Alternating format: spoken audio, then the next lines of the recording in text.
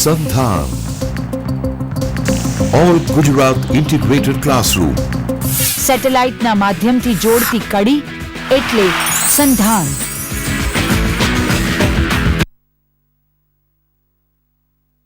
સંધાન Bhaskaracharya institute of space applications અને Sardar Patel institute of public administration સ્પીપાના ઉપક્રમે આ યુપીએસસીની પરીક્ષા માટેની તૈયારી કરવા માટેનો કાર્યક્રમમાં આપ સૌનો આવકાર છે. માર્ચ એપ્રિલ મહિનો છે, સમય છે પરીક્ષાના પરિણામો જાહેર થવાની અને પરીક્ષામાં ઉત્તીર્ણ થયેલ ઉમેદવારોને ઇન્ટરવ્યૂ અથવા પર્સનાલિટી ટેસ્ટ વ્યક્તિત્વ કસોટી એના માટે આમંત્રણ અપાય છે. આ વ્યક્તિત્વ કસોટી યુપીએસસીની આઈએએસ અને અન્ય પરીક્ષાઓ માટે તો છે જ, એ સિવાય પણ કોઈ ટેકનિકલ પોસ્ટ હોય, જીપીએસસીમાં પણ ઇન્ડસ્ટ્રીયલ સેફટીના ઇન્સ્પેક્ટર્સ કે ફેક્ટરી ઇન્સ્પેક્ટર્સ કે જીપીએસસીની અન્ય પરીક્ષાઓ એમાં પણ આ પર્સનાલિટી ટેસ્ટ તો હોય છે. એટલે લેખિત પરીક્ષાઓમાં સારો દેખાવ કર્યા પછી અને પરિણામો જાહેર થયા પછી પણ આ વધુ વિસ્તૃત પરીક્ષા એક વ્યક્તિગત કસોટી માટે હોય છે. તમને લાગશે કે 15-20 મિનિટના સમયગાળામાં કઈ રીતે કોઈનું વ્યક્તિત્વ એ લોકો એનો અંદાજ કાઢી શકે.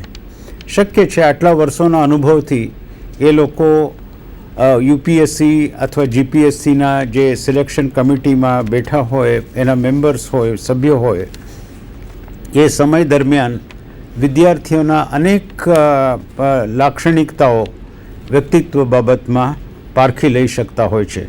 અને ખાસ કરીને જે સંસ્થા માટે આઈએએસ હોય કે પોલીસ હોય કે ફોરેન સર્વિસ હોય, એમના માટે જેની પસંદગી કરીએ છીએ એ ઓફિસર અથવા એનું વ્યક્તિત્વ કેવું હોવું જોઈએ એનું બહુ સરસ સ્પષ્ટ અંદાજ એમની પાસે હોય છે. એ સર્વિસના અધિકારીઓ પણ, નિવૃત્ત અધિકારી હોય કે સર્વિસમાં હોય, એ અધિકારીઓ પણ આ સમિતિઓમાં, સિલેક્શન સમિતિઓમાં, પસંદગી સમિતિઓમાં હાજર રહેતા હોય છે. હવે કયા પ્રકારના ઉમેદવારોની આશા રાખે છે? અને એ તો જે ટેકનિકલ પોસ્ટ હોય, દાખલા તરીકે પશુપાલન ખાતામાં હોય કોઈ ઓફિસરોનું સિલેક્શન, તો ટેકનિકલ નોલેજ એટલે પશુપાલન વિશે વેટરનરી સાયન્સમાં ભણ્યા હોય એ અંગેની જ વધુ વિસ્તૃત ચર્ચા થતી હોય છે.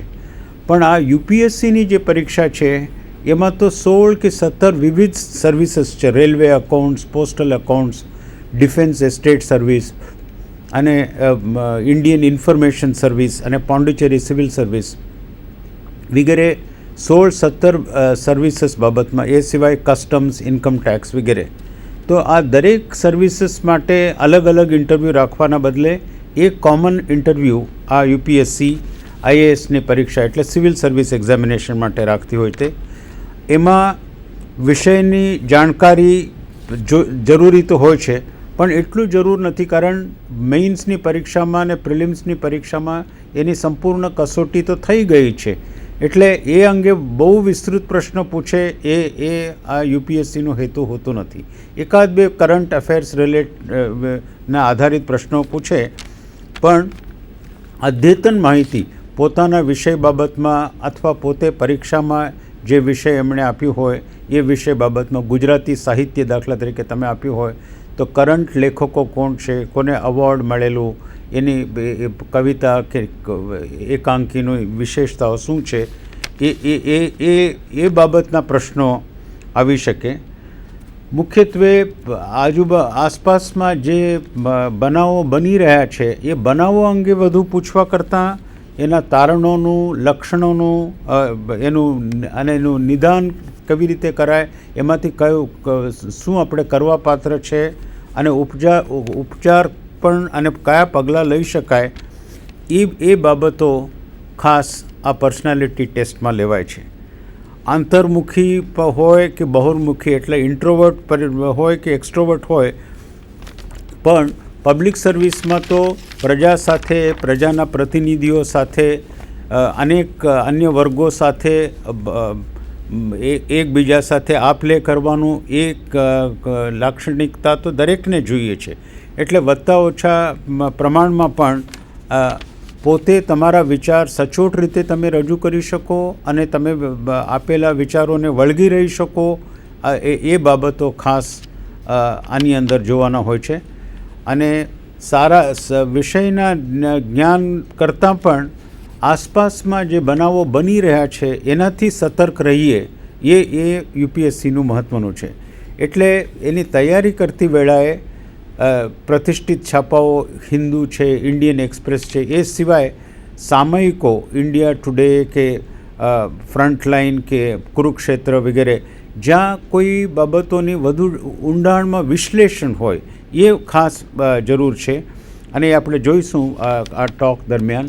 દાખલા તરીકે અત્યારે યુક્રેઇનનો પ્રશ્ન છે, તો ક્રિમિયામાં રેફરેન્ડમ દ્વારા, લોકમતના સાધન દ્વારા આ એક દેશને છોડીને બીજા દેશ સાથે જ રહેવા માગે છે અને એને આપણે વળગી રહીએ, એવો રશિયાનો દાવો છે. હવે એ અનેક દુનિયામાં અનેક પરિસ્થિતિમાં લાગુ પડે તેમ છે, લાગુ પાડ્યું છે અમુક વિસ્તારમાં, અમુકમાં પાડી શકાતું નથી. એટલે એ અંગેના પ્રશ્નો વધુ આવશે, ન કે કઈ તારીખે રશિયન પાયદળ કે સૈન્ય દળે ક્રિમિયામાં પ્રવેશ કર્યું. એટલે આની સાથે સાથ હમણાં આ વ્યાપક ભ્રષ્ટાચાર, સ્વચ્છ વહીવટ માટેના ડિમાન્ડ્સ, એ બધાને ધ્યાને લેતાં નૈતિક મૂલ્યો તરફ પણ આ પર્સનાલિટી ટેસ્ટમાં કસોટી કરતા હોય છે. એક બે પ્રશ્નો તમારા નૈતિક મૂલ્યો બાબતમાં, નૈતિક આદર્શો કે સિદ્ધાંતો બાબતમાં પૂછતા હોય છે. કઈ એવી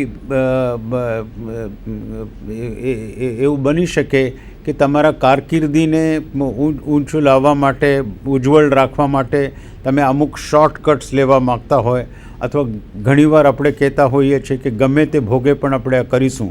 હવે ગમે તે ભોગે અંગત જીવનમાં એક વાત છે, પણ જાહેર જીવનમાં જે પરિણામ લાવવા માગે છે એ મહત્ત્વનું તો છે જ, પણ જે રસ્તો અપનાવીએ, ડ્યુ પ્રોસેસ ઓફ લો, એ પણ એટલું જ મહત્ત્વનું છે. અને એમાં નૈતિકતાનું સ્તર જાળવવું એ જરૂરી હોય છે.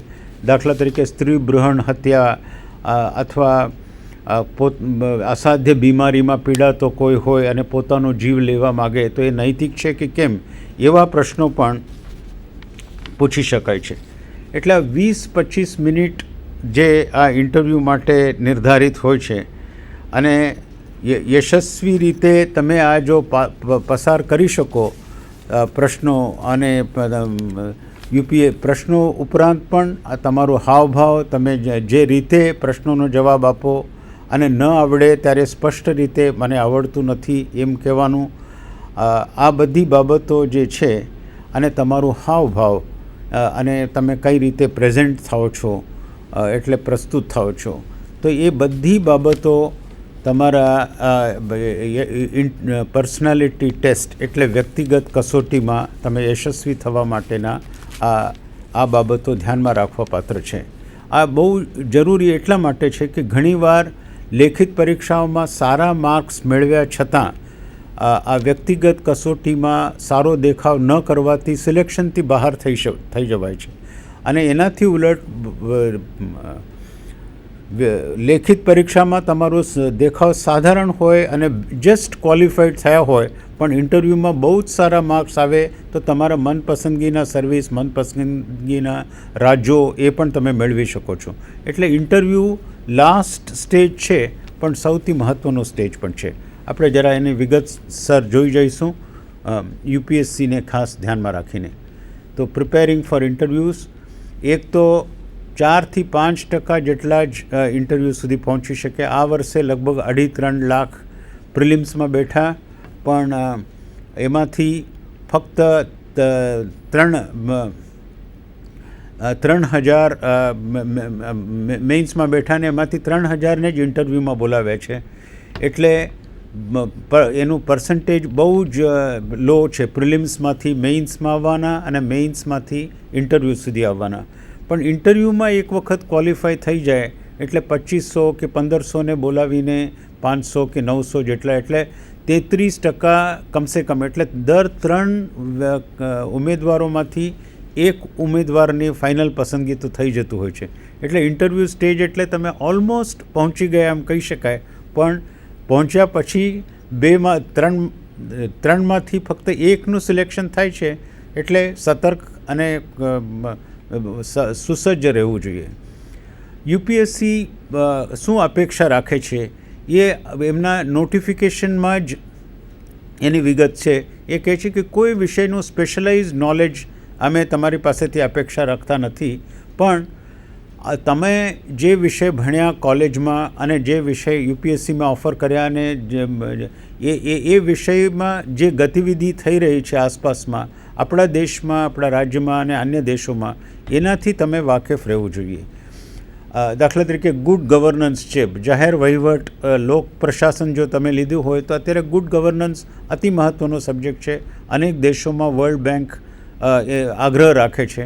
એટલે એ બાબતનું જાણકારી, અને આપણે ત્યાં પણ કાયદો પસાર થઈ ગયો છે ગુજરાતમાં, એટલે પબ્લિક સર્વિસ એક્ટ સાથે દાખલા તરીકે તમે વાકેફ હો એ બહુ જરૂરી છે. અને મોડર્ન કરન્ટ્સ ઓફ થોટ અને new discoveries as will arouse curiosity. એટલે તમે આર્ટ્સના સબ્જેક્ટ, આર્ટ્સના હોય કે સાયન્સના હોય, પણ મોડર્ન અને મૌલિક શોધ જ્યાં જ્યાં થઈ છે, દાખલા તરીકે ઇલેક્ટ્રિક કાર છે, સોલાર એનર્જીના અનેક એપ્લિકેશન્સ છે વગેરે. એટલે એનાથી તમે વાકેફ રહો એ જરૂરી છે. અને તમારી માત્ર માનસિક અને બૌદ્ધિક ક્વોલિટીઝને માત્ર મૂલ્યાંકન નથી કરતા, પણ સામાજિક ટ્રેડ્સ એટલે મિલનસાર પ્રવૃત્તિ છે કે કેમ, અને આસપાસના સંજોગો સાથે કેટલા વાકેફ છો. એટલે મેન્ટલ એલર્ટનેસ, પાવર્સ ઓફ એસિમ્યુલેશન અને ક્લિયર અને લોજિકલ એક્સપોઝિશન. હવે આ મહત્ત્વનું છે, કારણ 4 કે 5 ટૉપિક્સથી વધારે સાધારણતા ઇન્ટરવ્યૂમાં ચર્ચાતા નથી હોતા, પણ એ ટૉપિકમાં તમે ઊંડાણમાં જઈને એના પ્રોઝ એન્ડ કોન્સ, શા માટે સંમત થાઓ છો, એના જે વિવેચકો છે એમના તરફથી શું કહેવું છે, એવા પ્રશ્નો પણ પૂછો, તો એ તમે ટકી રહો. એટલે થોડુંક ઇન ડેપ્થ ડિસ્કશન માટેની તૈયારી આપણી હોવી જોઈએ. અને બેલેન્સ જજમેન્ટ, બંને સાઈડમાં ઘણું કહેવા જેવું હોય તો પણ આપણે એક આશાસ્પદ રીતે અને વ્યવહારુ જે પ્રેક્ટિકલ લાઈફમાં મૂકી શકાય તેવું હોય એ દૃષ્ટિબિંદુ આપણે સાધારણતા રજૂ કરવાનું હોય છે.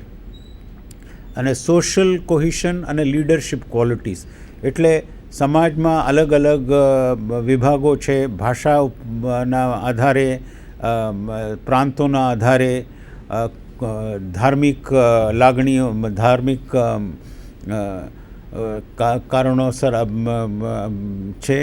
તો આ બધી બાબતોને પણ સમન્વય રાખીને જે પ્રશ્નો સરકાર સમક્ષ અથવા તમારા જાહેર વહીવટમાં જે પ્રશ્નો તમારી સમક્ષ આવે, તો એ બધાને આવરી લઈને કામ કરી શકીએ એવો અભિગમ તમારામાં હોવો જોઈએ.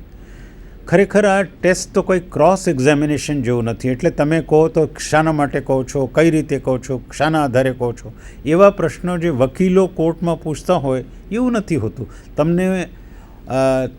તમે સ્વાભાવિક રીતે, રિલેક્સ્ડ રીતે તમારું દૃષ્ટિબિંદુ અને રજૂ કરી શકો, અને સારી રીતે તમને વધુમાં વધુ તક મળે પોતાનું દૃષ્ટિબિંદુ રજૂ કરવાનું, એ એનો હોય છે. હવે સૌ પ્રથમ ઇન્ટરવ્યૂમાં, સાધારણતા યુપીએસસી ઇન્ટરવ્યૂમાં, તમે જે મેઇન્સ પરીક્ષા વખતે જે ફોર્મ ભરીને મોકલ્યું હોય, તો એ ફોર્મમાં તમે ક્યાં રહ્યા હતા, તમે નિશાળની ક્યાં કરી હતી, કોલેજનો અભ્યાસ ક્યાં કરેલું, કોલેજમાં અન્ય પ્રાઇઝસ મળ્યા કે કેમ, અને તમારું કંઈ વર્ક એક્સપિરિયન્સ હોય, પાસ થયા પછી કોઈ નોકરી કરી હોય, અથવા તમારા હોબીઝ, તમારા સ્પેર ટાઈમમાં તમે શું કરો છો, એટલી બાબતો તમે પોતે લખીને આપ્યા હો છો. તો એના આધારિત પ્રશ્નો હોય છે. તમે દાખલા તરીકે અમરેલીના છો, તો અમરેલી જિલ્લો ક્યાં આવ્યું છે, એની વિશેષતાઓ શું છે, એ વડોદરા સ્ટેટ હસ્તક અમુક તાલુકાઓ હતા, અને અમરેલી જિલ્લાનું ઔદ્યોગિકરણ મુખ્યત્વે સાગરકાંઠે થયું છે વગેરે. હવે આવી વિશેષતાઓ દરેક જિલ્લાઓનું ઐતિહાસિક છે, ભૌગોલિક છે, અન્ય રીતે ન્યૂઝમાં હોય તો એ પૂછી શકે છે. અને સાધારણતઃ 20 મિનિટ્સનું હોય છે. અને એટલે અમદાવાદ સિટીનું હોય તો એના ઐતિહાસિક બાબતો, એના અલગ અલગ દરવાજા, કોટ વિસ્તાર, કોણ કોણ એના રૂલર્સ હતા અને એમનો વારસો કઈ રીતે આજે પણ જોવા મળે છે, અને અમદાવાદનો વિકાસ કઈ રીતે થયું છે, ટેક્સટાઇલ મિલો બંધ થઈ જવાથી શું પરિસ્થિતિ નિર્માઈ છે વગેરે. એટલે શહેર બાબતમાં જાણવું એ જરૂરી છે. એટલે ઇન્ટરવ્યૂમાં તમને જો તમે પસંદ થઈ ગયા હોય તો તમારા વિસ્તાર બાબતમાં ગેઝેટિયરમાંથી કે અન્ય પબ્લિકેશન્સમાંથી, હમણાં વિશ્વકોશ તરફથી પણ પ્રસિદ્ધ થયેલું છે, તો એ વાંચી લેવાનું બહુ જરૂરી છે. અને ઇન્ટરવ્યૂ માટેનો જો સ્પેસિફિક તૈયારી કરવા જઈએ તો એક તો ઇન્ટરવ્યૂ બોર્ડમાં કોણ કોણ છે એની વિગતો નેટ ઉપર પ્રસિદ્ધ થયેલું જ હોય છે. અને એમના એન્યુઅલ રિપોર્ટ્સમાં પણ ઇન્ટરવ્યૂના મેમ્બર્સ અંગેનું વિસ્તૃત બાયોડેટા આપેલું હોય છે.